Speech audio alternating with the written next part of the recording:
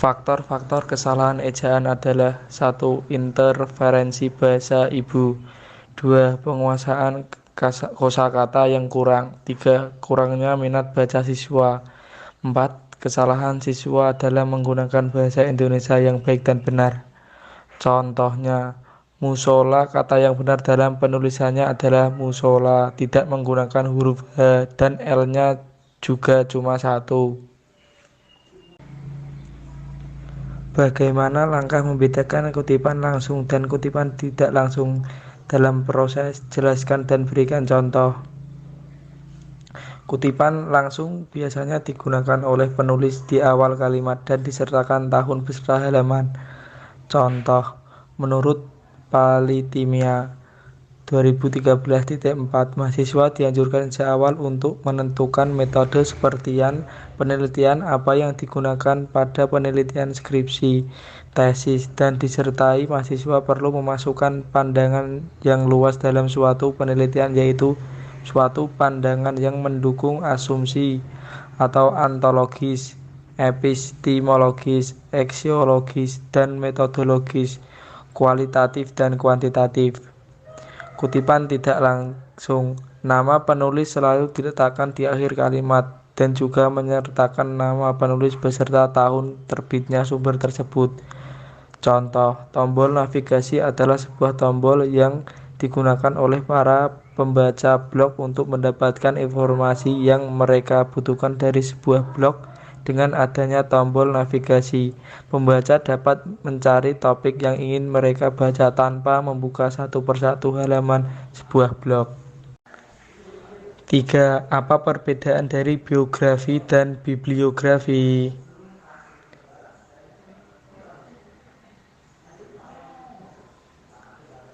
Biografi adalah riwayat hidup atau seseorang yang ditulis oleh orang lain.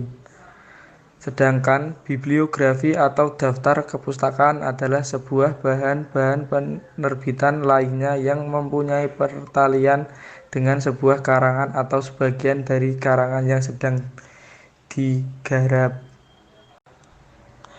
Apa perbedaan makna antara kata pukul dan jam? Jelaskan disertai kalimat dengan contohnya. Kata jam menunjukkan masa atau jangka waktu, yang sering juga disebut sebagai durasi. Sedangkan penggunaan kata pukul adalah untuk menunjukkan saat atau waktu di mana peristiwa akan terjadi. Contoh, jam. Jarak tempuh Jakarta-Bandung dengan kereta api sekitar 2 jam. Contoh pukul. Rapat itu akan dimulai pukul 10.00. Nomor 5. Bahasa dinyatakan sebagai sistem lambang bunyi, yakni bahasa itu merupakan susunan kumpulan dari lambang-lambang bunyi seperti A, B, C, D, E, F, dan seterusnya. Dinyatakan sebagai sistem karena lambang-lambang bunyi harus disusun berdasarkan pola kebahasaan yang telah disepakati oleh masyarakat bahasa sehingga lambang-lambang bunyi tersebut memiliki makna atau bermakna. Nomor 6. Tanda koma banyak disalahkan penggunaannya pada kondisi pemisah unsur rincian dalam kalimat. Pada rincian terakhir yang biasanya diikuti kata hubung, sebelumnya tetap diberi tanda koma. Contoh kesalahan. 1. Aku hanya membawa tas, buku, dan pensil. 2. Aku tidak mau sekolah lagi karena diejek oleh teman-temannya. 3. Dia sangat pandai bergaul di luar tetapi sangat diam jika dalam rumah.